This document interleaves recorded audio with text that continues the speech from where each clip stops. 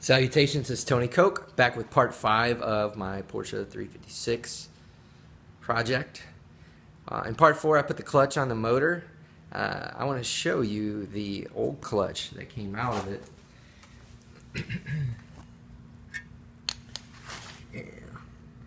Let's see, so right here, there's a big groove that was dug into all these fingers.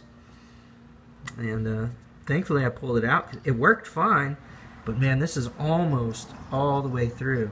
So if those would have just come off, well, I guess the clutch wouldn't have worked for one. Who knows what other kind of destruction would have occurred. And that happened because this throwout bearing here, all the grease is dried up and nasty and gone or chunked.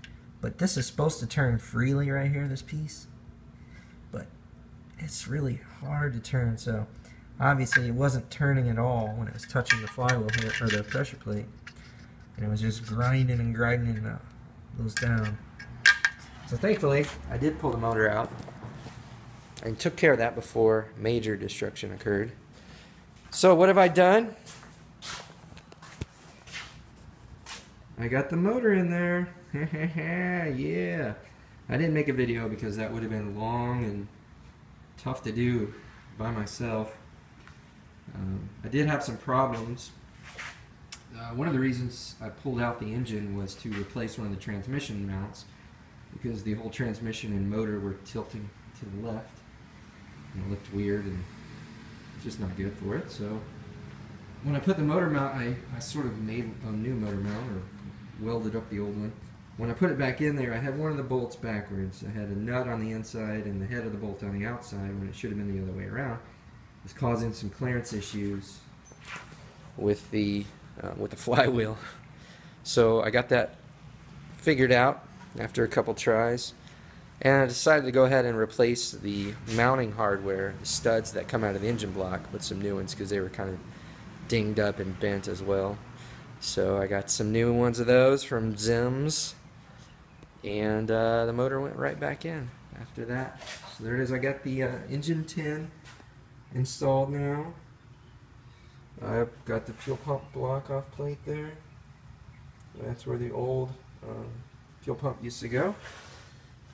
It's all there. I got the wiring for the generator done, for the oil pressure center unit. I gotta hook up the coil and the spark plugs and put the carbs back on. Carburetors need just a little bit more work. Maybe I can get that done in the next few days. And try to start it. Oh, I forgot before I started.